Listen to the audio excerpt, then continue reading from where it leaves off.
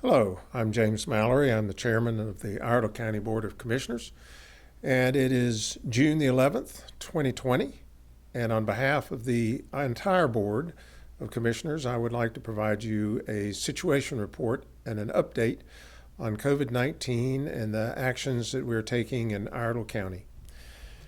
Today, we have 382 confirmed positive COVID tests that have been taken since the inception of this pandemic. And of that 382, spread between the three areas that we measure in Iredell County, the northern area, which is north of Interstate 40, the central area, which is essentially the Statesville area and Troutman, south of I-40, and the southern area, which is the four southernmost zip codes of the county. Presently, we have 92 cases in the northern sector, 145 cases in the central sector, and 145 cases in the southern sector. Now, you may recall, if you've been keeping up with this since its inception, the initial bulk of our cases were in the southern part of the county.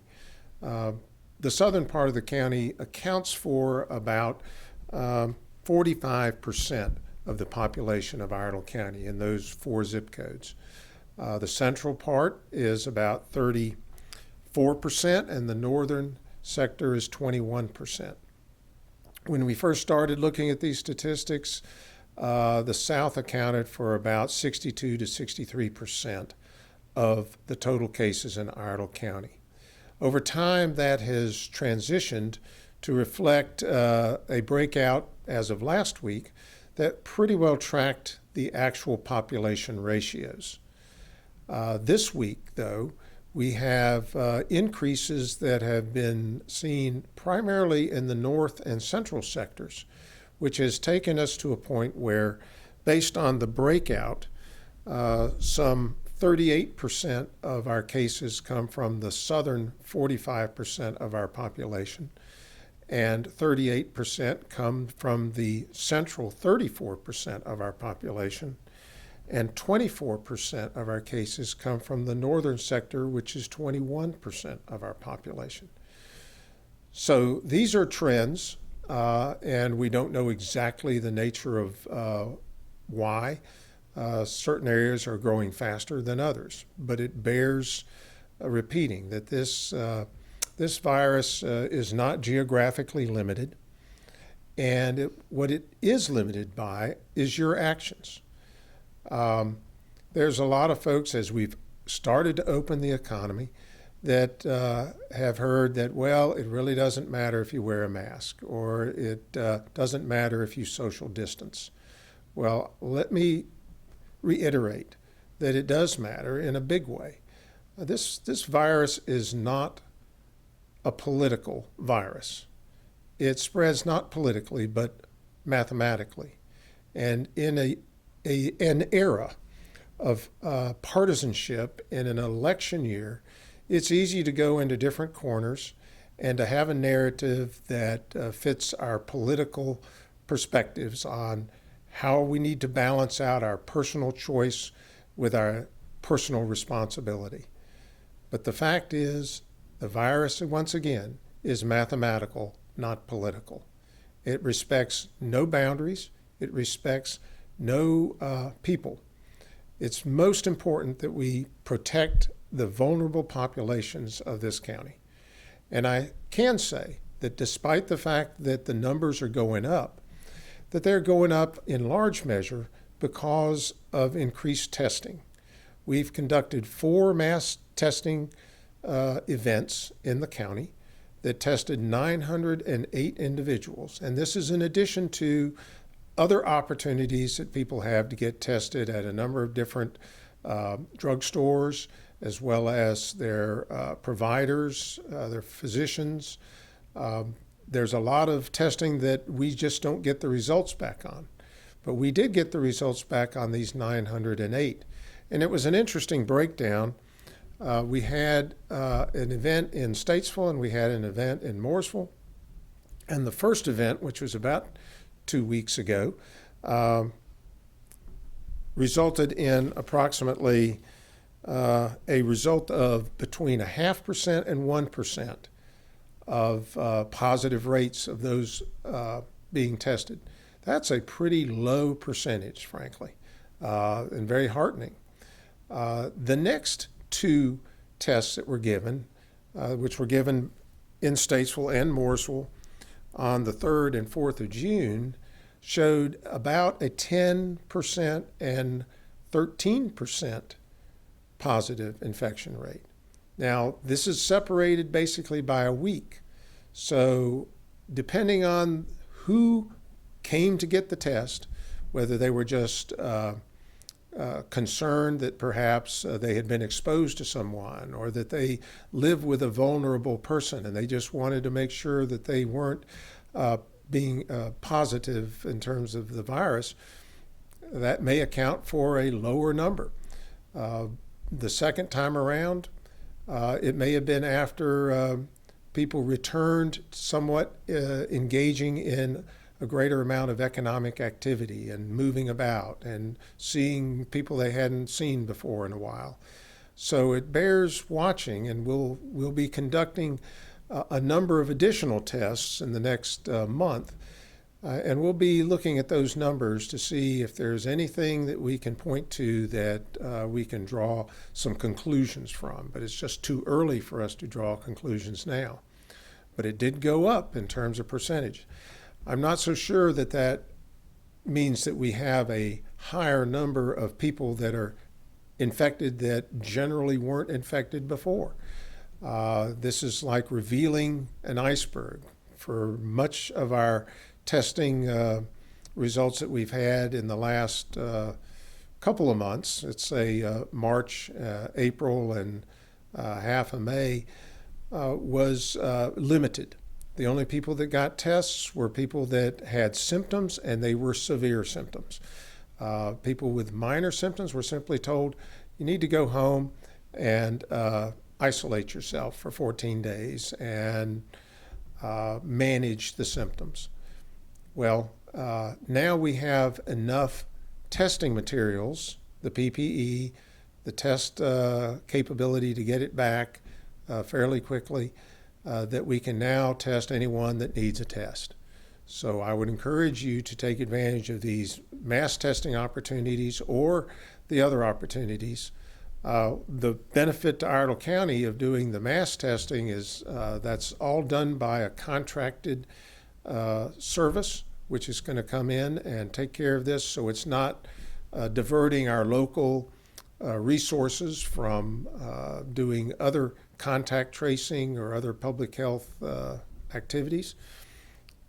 So take advantage of these opportunities so that we can get a handle on what's really out there. It's like draining this water away from the iceberg. It's just revealing how much more of the iceberg is really there. The positive effects of what we've done in the county and what you've done by taking this virus seriously is that we have avoided that peak in the curve. We've bended the curve, and we've spread out these infections so that our hospital system has not been overwhelmed. Really, the two numbers that you look at that are hard and fast numbers that give you an idea of how this is likely to impact us, at least in the short haul, are the number of hospitalizations and the number of deaths. And the good thing is our hospitalization rate has really not changed. It goes between 4 and 7 and isn't anywhere near overwhelming the capacity of our hospitals to provide care. That's not the case necessarily throughout North Carolina, but we're blessed to have 3 top-notch hospitals to be able to serve the citizens of Iredell County. The other thing we want to look at is death rates. Well, we've had 6 people unfortunately pass, but those deaths occurred more than a month and a half ago, at least 6 weeks since the last one. And so as a result, it's pretty clear that if people are contracting the disease, they are being able to get to be seen they're treated early enough that they have not progressed to a point where they have passed. So that's part of the reason we have cut down, I believe, on the deaths. But the other part is our vulnerable populations have been taken care of. If you look at the counties that surround us and you do a per capita analysis of the infection rate per 10,000 population, we are solidly in a group of counties that are on the lower end. Right now, as a county, we average 20 infections per 10,000. We have about 180,000 population. Gaston County is a little below us at somewhere around 18, and Catawba County is at around 19, Lincoln County around 12. But you go down to Cabarrus County and Union County, very similar counties to Iredell County in terms of population makeup and density and proximity to Charlotte. And you see a much different picture, high 20s, 29 or 30. Rowan County, in excess of 50. Wilkes County, because of the Tyson outbreak, is in excess of 70.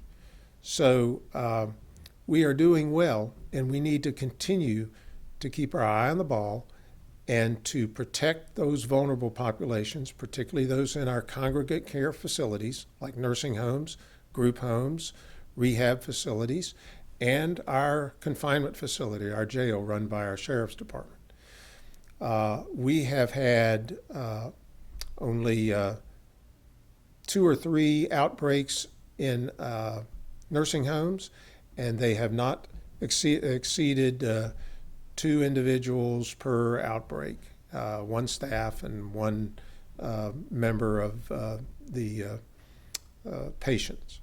So that's a huge success story, and I want to thank our nursing home staff and our sheriff's department for being vigilant and enforcing the rules. And I want to thank the patients for their patience and the fact that they're not able to see relatives.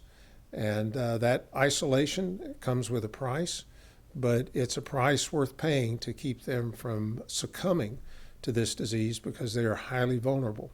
If you look at the statistics for those counties where they had it run wild, you had 30 to 40 to 50 staff members and 30 to 40 to 50 patients that contracted COVID. And that has impacted those entire communities because when the employees go home, they're naturally going to put their own families at risk. So bear with, if you've got family members that are in those facilities, understand that they are enforcing rules to protect your loved ones.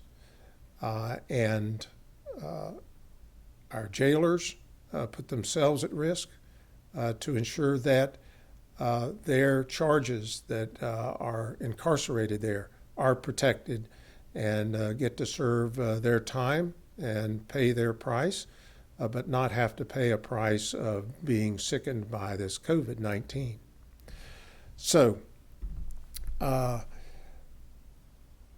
like for all of you to double down and to exercise caution, to be mindful of others, to, as we open our economy, that you wear a mask when you're inside an enclosed building where you're not able to maintain social distancing or you're going to be in it for an extended period of time. You're protecting other people by wearing a mask. You're protecting yourself to some extent, but mostly you're protecting the other people around you. We can't afford to become complacent. The elderly population of the county writ large, you look at North Carolina, about 20% of the positive cases are age 65 and over. In Iredell County, that's between 12 and 14% on any given day. And so that shows that we're taking care of our elderly population, and you take care of them by not bringing home the virus from work or from the grocery store or from getting out and enjoying the outdoors. So we need to continue to work hard so that when there are hot spots or there's a second wave, whatever you want to call it, we're able to react quickly and to isolate those instances and to keep those from proceeding into the general population. One group that needs some special attention is our Hispanic population. One number I've seen is that nearly 32% of cases may be related to Hispanics who are living in home situations where there's an inability to social distance. And so if you are working on construction crews, or you're working at Tyson, or you're working somewhere where they need that income to support their family, it's very difficult for them to not work. And so people need to be aware that they need to be wearing those masks wherever they are to try to limit the spread of COVID-19. So that's where we are. We'll give you another update. The governor has not come out with any significant changes as far as the phase 1 restrictions and phase 2 restrictions that we're now functioning under. It's anticipated that phase 3, that we may be looking at that sometime around the end of July, and in time for school to be reopening. But we all have to be prepared to ratchet back down, to be able to, in our personal choices, limit the spread. We can't afford to shut down our economy over and over again. Until we have a vaccine, we're going to have this virus present, and we need to manage it and try to limit its spread into the vulnerable populations. And finally, as everyone knows, in the last week, there has been a significant amount of civil protest and civil unrest as a result of George Floyd's asphyxiation. And that's understandable. The points that have been made are valid. What we have had locally, I would like to particularly thank the community that has come out to protest, that did so in a lawful and a safe manner. The vast majority of individuals who were raising awareness of the issues that revolve around Mr. Floyd and others' deaths are timely, and they bear significant discussion and evaluation and investigation to determine what kind of actions can be taken to address and to eliminate these disparities in our country. But the folks that protested and raised that awareness here locally in Statesville, in Mooresville, did so safely by wearing masks for the vast majority of them, and maintaining a decent distance, and by demonstrating and protesting lawfully. And I want to thank them, and I want to thank our law enforcement and our other citizens who have been supportive and enabled that to be done in a safe manner. That's all for today. I look forward to giving you another update when circumstances warrant it. Thank you, goodbye, and God bless.